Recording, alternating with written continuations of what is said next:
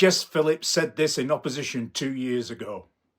We're a year on from the independent inquiry into child sexual abuse. There's no timeline for when any of those recommendations are going to happen, and that's both about prevention and supporting of victims who have been victims of sexual violence in childhood.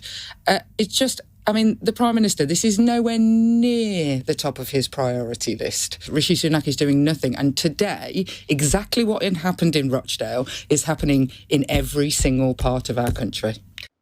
Chris Philp speaking to Laura Kuenssberg on BBC Sunday Morning. It was a Conservative Prime Minister, Rishi Sunak, who set up the Grooming Gangs Task Force, which led to over 500 arrests. So that is the record in government. But I'm going to be honest, that's not enough. West Streeting rolled out to defend Labour, questioned by Trevor Phillips on Sunday Morning.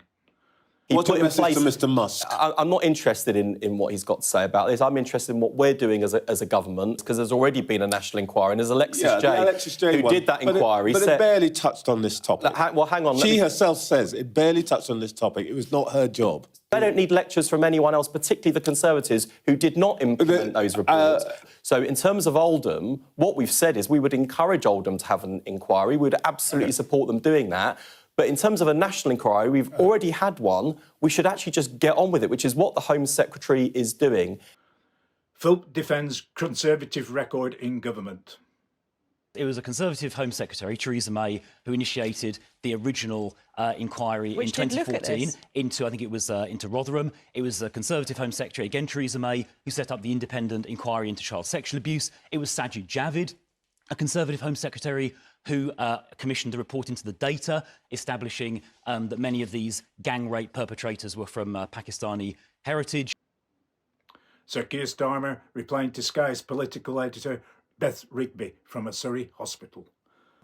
We've seen this playbook many times, whipping up of intimidation and threats of violence. What I won't tolerate is politicians jumping on the bandwagon simply to get attention, when those politicians sat in government for 14 long years, tweeting, talking, but not doing anything about it. Now so desperate for attention that they're amplifying what the far right is saying. The Tories did nothing about that for those 10 long years, including when the Jay report came out nearly 3 years ago now. Central plank, mandatory reporting, still hasn't been done. We're going to do it. Philp's reaction to Labour's decision to dismiss a national public inquiry. It is shocking that Jess Phillips, the Home Secretary Yvette Cooper, and I presume by extension the Prime Minister are refusing to back this public inquiry. The public deserve the truth. The victims, who, let's not forget, are young, vulnerable girls who were gang raped in an organised way. We need to go further. Nigel Farage demands action immediately.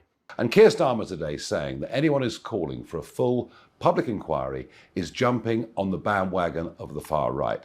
Wrong, Prime Minister. The vast majority of people in this country are absolutely mortified by what has gone on. But even worse, the cover-up we've had from the police, social services, and both Conservative and Labour governments. There needs to be a full public inquiry. Let us find out the truth of the scale of this. I'm told that in up to 50 British towns, these gang rapes were going on. I believe the public need the truth. We must have an inquiry.